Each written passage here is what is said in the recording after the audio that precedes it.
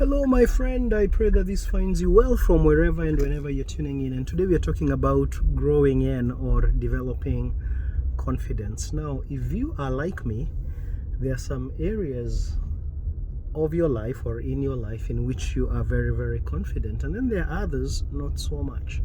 If I can be vulnerable with you, I feel most insecure when I'm performing music. The funny thing is I've led worship and been in music for many, many years. And when I'm leading worship, I am not as insecure, say, as when I am performing outside of the worship or maybe outside of the church setting.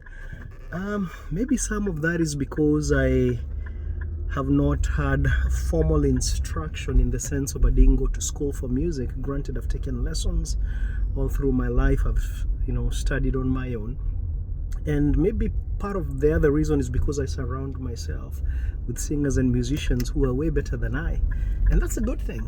If, as they say, if you're the sharpest knife in the drawer, if you're the sharpest person in the room, then you need to change your company. And on the positive side, surrounding myself with people who are much, much better than I have inspired me, have challenged me to continue to grow and become better. But then sometimes, the humanness in us and our tendency to compare and feel like you are less than sometimes does creep in. So anyway, but let's talk about how to grow to grow or develop your confidence all across the board. And please notice that I'm saying it's about developing and it's about growing, because confidence is something that you grow in. So the first thing is just to grow your skills in whatever it is.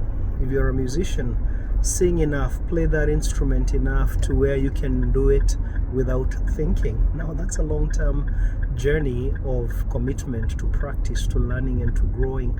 But there are some things, think about talking, think about walking, think about eating, think about showering. There are things that you have done so long.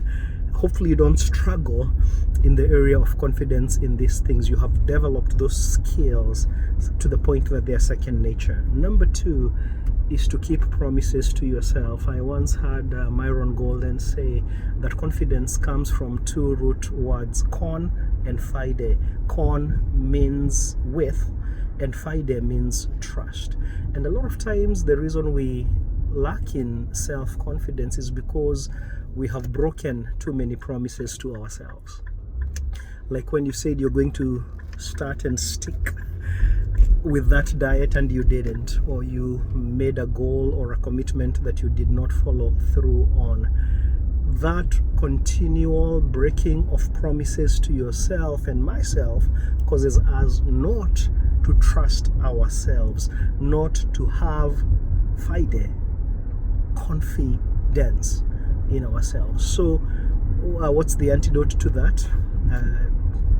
Make commitments, especially to yourself, and keep them. In the same way, if you don't keep commitments to others, they have no confidence in you, right? The same happens with ourselves. So make commitments, yes, to yourself and to others, so that both you and others can develop confidence in you. The third way, and this is the final way that I want to share with you, is just to grow in presence, where you're so aware of what it is that you are doing, where you are so aware of the people that you are doing it with, where you're so aware of yourself, where you're so aware of the environment and why it is that you are there doing whatever it is that you are doing, that consumes you, if you will, say more than the feelings of insecurity and worry about what maybe everybody is thinking about you, or maybe even what it is that you're thinking about yourself. Allow me to say that's part A of presence. Part B is authenticity, where you're not trying to be someone else, but the real you is present in the moment, where you and I grow so much in ourselves, in our sense of self-worth, that we know we are already worthy and valuable apart from our performance, even before we perform.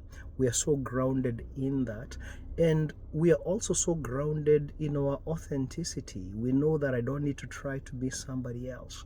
I also heard Myron Golden reference a friend of his who said, anytime you try to be someone or something else, none of you is there.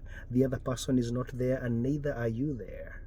But when we are just authentic and comfortable in who we are, then we, the real us, can be fully present in the moment, and that makes for confidence. So again, confidence is something that you develop, that you grow in. Number one, by growing your skills so that they're second nature.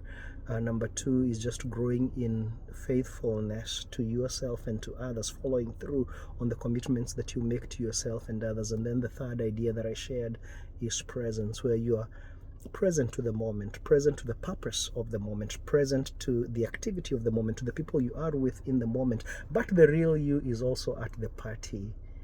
You are present, you show up authentically. I hope that's helpful to you in your journey as you continue to grow confidence in whatever area of your life it is, or maybe in life as in general. Blessings until next time. Bye-bye.